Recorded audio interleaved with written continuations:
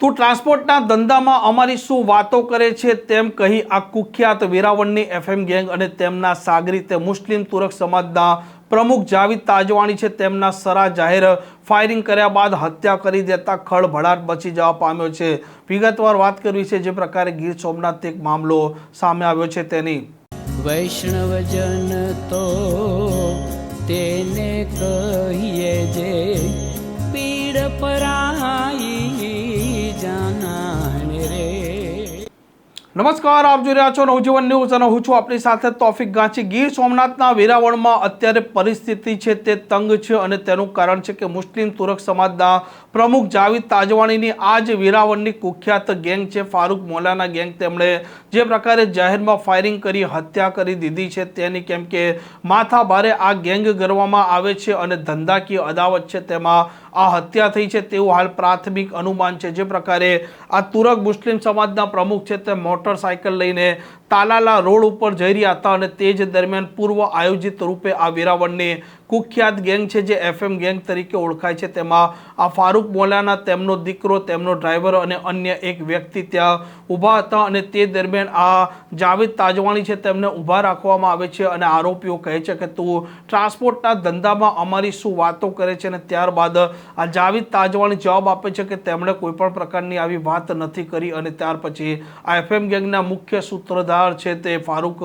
મોલાના તે ઉશ્કેરાઈ જાય છે અને તેમના મોપેડમાં રહેલું જે હથિયાર છે તે નીકાળે છે અને એક પછી એક ગોળીઓ છોડે છે આ તુરક મુસ્લિમ સમાજના પ્રમુખ જાવેદ તાજવાણી પર અને તેમને માથાના ભાગે એક ગોળી વાગે છે તે ત્યાં ઠસડાઈ પડે છે, લુહાણ અવસ્થામાં થઈ જાય છે। ત્યાંથી આરોપીઓ ફરાર થઈ જાય છે અને ત્યાર પછી તેમને વેરાવળની આ સરકારી હોસ્પિટલમાં લઈ જવામાં આવે છે, પરંતુ ઈજા વધારે ગંભીર હોવાથી તેમને જૂનાગઢની સરકારી હોસ્પિટલમાં લઈ જવામાં આવે છે, ત્યાં તે મૃત્યુ પામે છે અને ત્યાર પછી પોલીસનો કાફલો પણ અત્યારે ઘટના સ્થળે પહોંચી ચૂક્યો છે। આરોપીઓને શોધવા માટે પણ તે કામે લાગ્યો છે અને આ ઘટનાને લઈને પોલીસ ઇન્સ્પેક્ટરનું નિવેદન પણ સામે આવ્યું છે। વેરાવળ સિટી પોલીસ સ્ટેશનમાં આજે એક સાજિદ હારૂનભાઈ વલીભાઈ હાલા તુર્ક તેઓએ અત્રેના પોલીસ સ્ટેશનમાં ફરિયાદ આપી છે અને ફરિયાદમાં એવું છે કે એમના સંબંધી સગા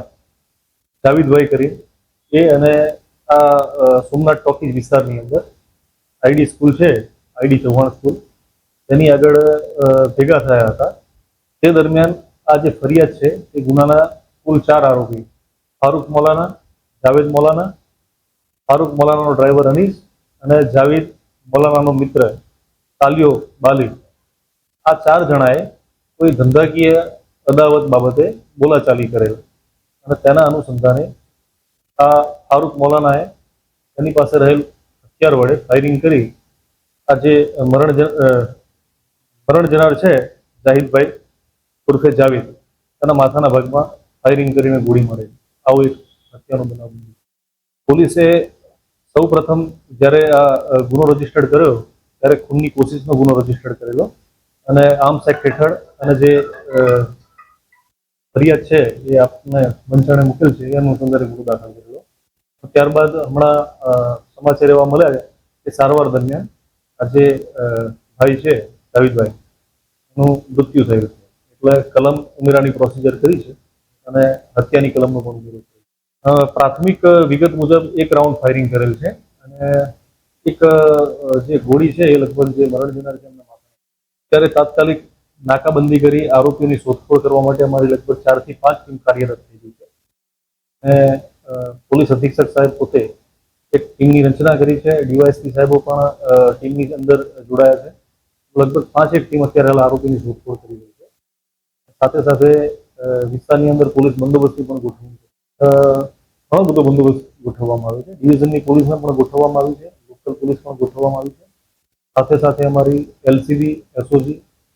એ પણ અમારે આ બંદોબસ્તની અંદર ગોઠવી। આમ જે પ્રકારે ઘટના બની હતી તેમાં ગઈકાલે જિલ્લાના પોલીસ વડા પણ ઘટના સ્થળે આવ્યા હતા અને તે દરમિયાન તેમણે કહ્યું હતું કે ધંધાકીય અને રાજકીય અદાવતમાં આ હત્યા થઈ છે અને મૃતક આ તુરક મુસ્લિમ સમાજના પ્રમુખ છે તે પોતે પણ ગુનાહિત ઇતિહાસ ધરાવે છે અને જે પ્રકારે ઘટના બની છે તેમાં હત્યાનો ગુનો પણ અત્યારે નોંધાયો છે અને 4 આરોપીઓને શોધવા માટે પણ પોલીસની ટીમ અત્યારે અલગ અલગ દિશામાં કામે લાગી છે। આ પ્રકારની ક્રાઇમ સ્ટોરી માટે નવજીવન ન્યૂઝ ચેનલ સાથે જોડાયેલા રહો। નમસ્કાર।